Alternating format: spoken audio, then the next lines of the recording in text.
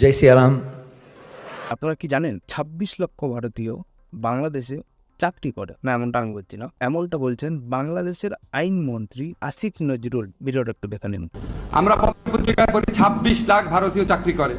এবার এটা তো হলো ওনার কথা, বাংলাদেশের আইনমন্ত্রী, ওনাকে কজনই বা চেনে, বাংলাদেশের নিউজই বা ইন্ডিয়াতে কজনই বা দেখে। কিন্তু ওনার এই বক্তব্য শুনে বাংলাদেশের কিছু ওই জামাতে ইসলামীর সংগঠনের যে আপনার হুজুর টাইপের লোকজন আছে, যাদের সোশ্যাল মিডিয়াতে দেখা যায় ভিডিও ছাড়তে, মানে লজিক তো তাদের কথায় কিছুই থাকে না, আলহামদুলিল্লাহ বিসমিল্লাহ এসব ছাড়া। তো সেই সব হুজুররাও সোশ্যাল মিডিয়াতে এই ধরনের জিনিস ছড়িয়ে বেড়াচ্ছে।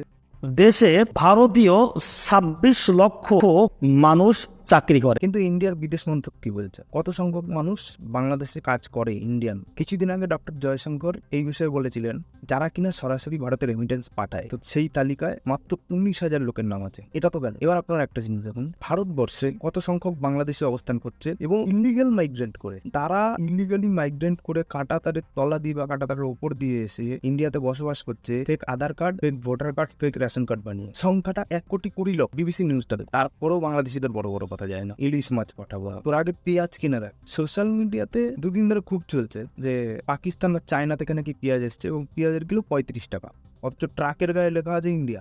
ইন্ডিয়ার নাম মুছতেও পারবি না, কারণ ইন্ডিয়ার নাম মোছা যায় না। কথায় আছে না, যার জন্ম আছে তার মৃত্যুও আছে। বাংলাদেশের জন্ম ১৯৭১, আর পাকিস্তানের জন্ম ১৯৪৭। তো তোদের যখন জন্ম আছে মৃত্যুও হবে, কিন্তু ভারতের কোনো জন্ম তারিখ নেই। ভারত আজীবন ছিল এবং আজীবন থাক। ইলিশ মাছ পাঠাবো না। কে খায় তোদের ইলিশ? কে খায়? ইন্ডিয়াতে খাবো না তোদের ইলিশ।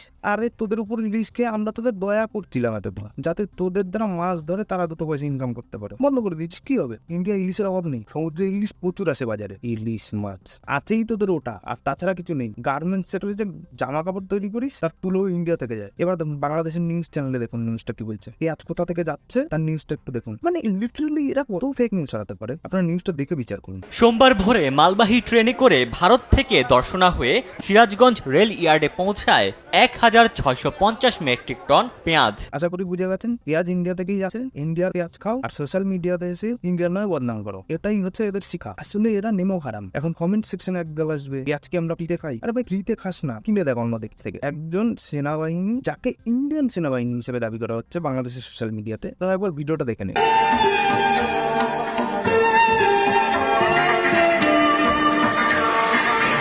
এই ভিডিওটা দেখে আপনাদের কি মনে হলো? এটা ইন্ডিয়ান আর্মি? ইন্ডিয়ান আর্মির ড্রেস এরকম? মানে ভারতকে যেভাবে পারো বদনাম করো।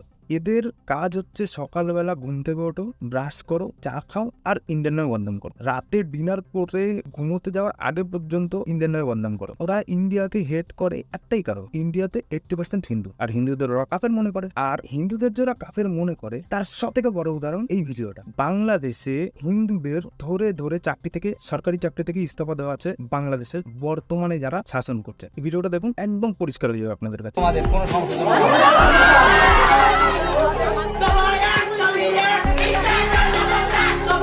শুধুই নয়, এরা কোনোদিনও নারীদের সম্মান করে না, কোনোদিনও না। যদি নারীদের সম্মান করতো তাহলে ৭৫ বছর বয়সী একজন মহিলার অন্তর্বাস নিয়ে এইভাবে হাতে দুলিয়ে দুলিয়ে অসভ্যতামি করতে পারতো না। এটা দেখুন, দুটো নিরীহ মেয়েকে, জানি না মেয়েগুলো হিন্দু না মুসলিম তার ধর্ম জানি না, কিন্তু তারা মানুষ, তাদের দুজনকে রাস্তার মাঝখানে দাঁড় করিয়ে কান ধরে উঠবোস করাচ্ছে এবং ভিডিও করছে।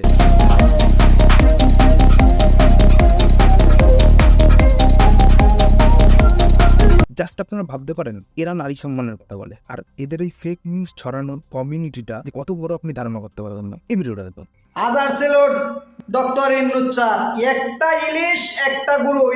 লিটারেলি ভাই, গরুকেই গরু দিয়ে কি করবে ইন্ডিয়া? তোদের দেশে অলরেডি যে ১৬ কোটি গরু আছে তাদের তোরা লালন পালন করাবে, তারপরে ইন্ডিয়া থেকে গরু নিস। তোদেরকে গরু বলেও গরুর অসম্মান করা হয়। এবার আপনাদের কিছু জিনিস দেখাবো যে বাংলাদেশের লোকেরা ভারতের কিভাবে ক্ষতি করে। এই ভিডিওটা দেখুন। একজন বাংলাদেশি বাংলাদেশের টাকার সাথে সাথে ইন্ডিয়ার টাকাও জাল করছে। গ্রেফতার হয়েছেন বহুবার, প্রতিবারই জেল থেকে বের হয়ে যুক্ত হন একই পেশায়। জানান, আগে বাংলাদেশি জাল টাকা ছাপালেও বেশ কিছুদিন ধরে ছাপানো শুরু করেন ভারতীয় রুপিও। ইন্ডিয়ান রুপি এক বান্ডেল বিক্রি করে ৭,০০০ টাকায়। আপনারা লিটারালি ভাবতে পারেন, ইন্ডিয়ার কেউ এই ধরনের কথা ভাবতেও পারে না যে বাংলাদেশের টাকা জাল করব। এরা বাংলাদেশে বসে ইন্ডিয়ার টাকা জাল করছে এবং বর্ডারে যে ইলিগাল কিছু লোকজন আছে তাদের মাধ্যমে ইন্ডিয়াতে টাকাগুলো পাচার করছে।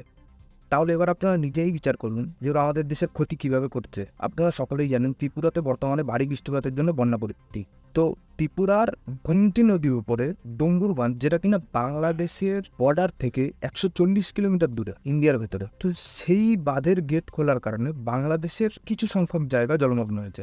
বাংলাদেশে যে বন্যা হচ্ছে তার পেছনে সব থেকে বড় কারণ হচ্ছে বৃষ্টিপাত। কারণ বাংলাদেশে ত্রিপুরাতে যেভাবে বৃষ্টি হচ্ছে, বাংলাদেশেও সেম বৃষ্টি হচ্ছে, কিন্তু বাংলাদেশিরা এটা স্বীকার করছে না। বাংলাদেশিদের কথা হচ্ছে বাংলাদেশের বর্ডার থেকে 140 কিলোমিটার দূরে গোমতী নদীর উপরে যে ডুম্বুক ড্যাম আছে সেটাকে খোলার কারণে নাকি বাংলাদেশে বন্যা হয়েছে, এবং ভারত এটা ইচ্ছাকৃতভাবে করেছে। কিন্তু ভৌগোলিক দিক থেকে বাংলাদেশ একটু ভারতের থেকে নিচু হওয়ার কারণে বাংলাদেশ ডুববেই। কিন্তু এদের যুক্তি হচ্ছে যে আমরা ফারাক্কাবাদের সামনে আর একটা বাঁধ বানাবো। আর ফারাক্কাবাদ তো খোলেই নি দাদা। ফারাক্কাবাদ খুললে তোদের কোন কোন জেলা ভাসবে সেটা কোনো তোদের আইডিয়া আছে? ফারাক্কাবাদ খুলে দিয়েছে, ভারত ইচ্ছাকৃতভাবে করেছে। ভারতীয়দের খেয়ে কাজ নেই, ভারত কখনো ইচ্ছাকৃতভাবে কারো পেছনে লাগতে যায় না, যেটা তোরা করিস।